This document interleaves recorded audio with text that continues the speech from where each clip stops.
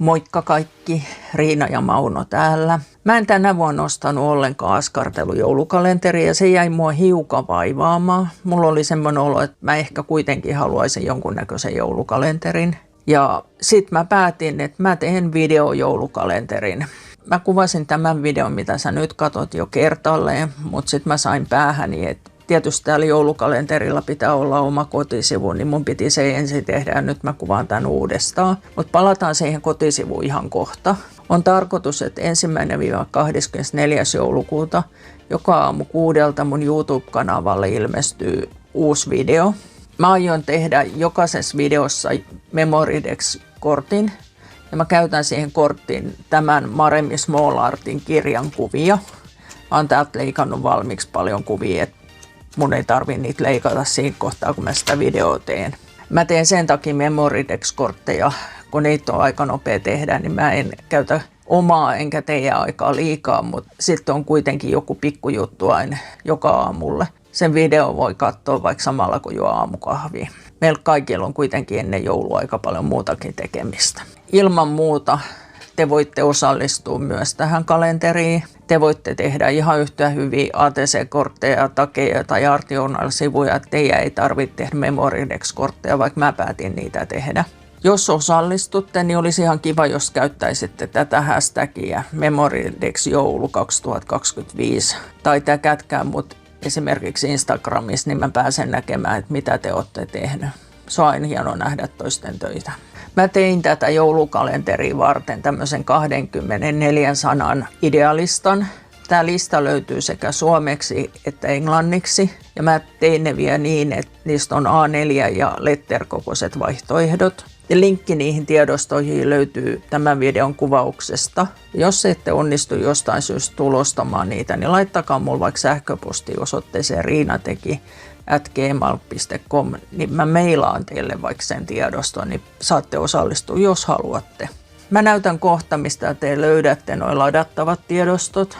Ja sitten sen jälkeen mä näytän, millainen pakki mulla on tätä joulukalenteria varten. Suurin osa teistä tietää tämän jo. Ja te voitte hypätä tämän kohdan yli siellä videolla. Mutta mä näytän varmuuden vuoksi, jos se on jollekulle epäselvää, niin tämä ehkä auttaa. Valitettavasti eri laitteista on vähän erilainen tapa liikkua, että voi olla, että sen löytäminen on vähän haastavaa. Mulla on tässä plus muuta tekstiä, niin mä painan siitä. Ja mulla se aukeaa nyt tänne sivuun. Esimerkiksi puhelimella mulla aukeaa se sinne videoalapuolelle. Ja sitten seuraavaksi mä painan täältä ton lisää. Niin silloin aukeaa tämä videon kuvaus. Täällä on tietoja videosta. Sitten täällä on ne tarvikkeet, mitä mä oon käyttänyt. Ja sitten täällä on nämä aikaleimat. Eli täällä pystyy liikkumaan näitä klikkaamalla eri kohtaa. Eli jos tämä on teille tuttu juttu, niin tällä pääsette ohittamaan tämän jorina, mitä mä nyt teen. Ja sen lisäksi, että se on suomeksi, niin tämä on myös englanniksi täällä perässä. Täällä on linkki mun tonne Linktreehin.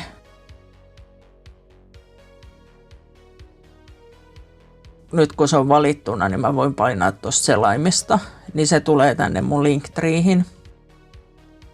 Tämä Memorydex joulukalenteri ei tietenkään ole täällä vielä. Mä linkitän sen kyllä ennen kuuvaihdetta tänne, kunhan mä nyt ehdin ja mä tiedän, että mä saan nämä kaikki videot kuvattua. Sen lisäksi täällä on mun uusin YouTube-video. Sitten täällä on mun kaikki YouTube-videot ja sitten täällä alimmaisen on mun Instagram. Sitten kun te tuutte tänne joulukalenterin kotisivuille, niin täältä löytyy myös nämä tulostettavat inspiraatiosanat. Ja täältä näette, että ne tiedostot on suomeksi niin A4-koossa ja letter-koossa. Täältä kun mä painan, se aukeaa se tulostettava tiedosto suoraan.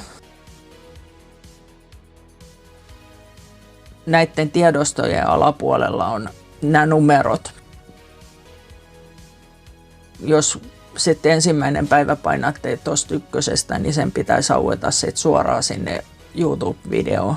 Voitte toki mennä suoraan sieltä YouTube-kanavan kautta, mutta Mä tykkään tehdä tämmöisiä pikkujuttuja tietokoneella, mitkä on vielä niin kuin suht helppoja. Riippuu vähän siitä, että millä laitteella te tätä sivustoa katsotte. Tietokoneella ne näkyy todennäköisesti 4 rinnakkain, tabletilla ne on 4 rinnakkain tai 2 rinnakkain ja kännykällä on yleensä niin, että ei siinä ole kuin 1 ja sitten loput on aina alapuolella. Sitten käydään ne tarvikkeet läpi ja ihan ensimmäiseksi mä tarviin tietysti tämän Memorydex-korttilaatikon, minkä mä tein just vähän aikaa sitten. Mä linkitän myös sen videon tämän videon kuvaukseen. Tässä ei ole nyt yhtään korttia, kun mä otin pois, kun en mä halua pilata yllätystä. Mulla on tämmönen pakki. Tää on ihan Prismasta ostettu. Niin mä oon tänne kerännyt tarvikkeita tätä joulukalenterin tekemistä varten. Niin mulla on täällä leikattuna näitä kuvia. Täällä on erilaiset hahmot, keijut, tontut ja kissat ja koirat ja mitä se onkin. Ja täällä on enemmänkin niin kuin rakennukset ja kuuset ja lahjat ja pallot ja vaikka mitä.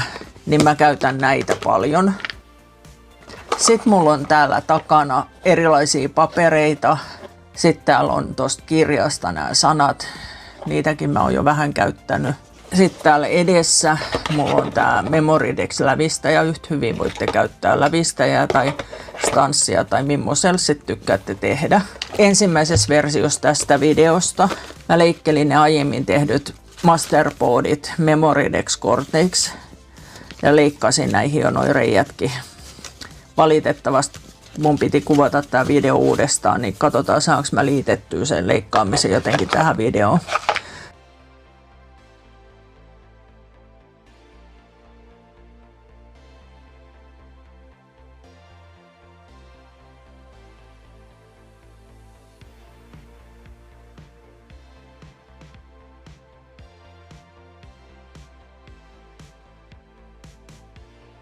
Mulla on täällä liimaa, mulla on mustelevittimia, sitten mulla on Canson Imagine. Mä leikkaan varmaan tästä lisää noita kortteja, koska eihän noi riitä, mitä mulla on tossa valmiina. Sitten tällä stanssisetillä mä leikkasin valmiiksi numeroita. Nämä on Elizabeth Craft Designsin Filmstrip Numbers.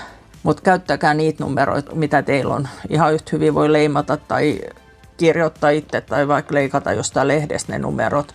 Ei tarvi olla tämmöisiä stansseja. Toivottavasti siinä oli kaikki tarpeellinen. Jos teillä on jotain kysyttävää, voitte kommentoida tähän videoon tai sitten lähettää mulle sähköpostia. Joulukuun alkuun oikeastaan enää aika vähän aikaa, niin pian päästään aloittamaan tämä kalenterin tekeminen. Kiitos kun olit mukana. Moi moi!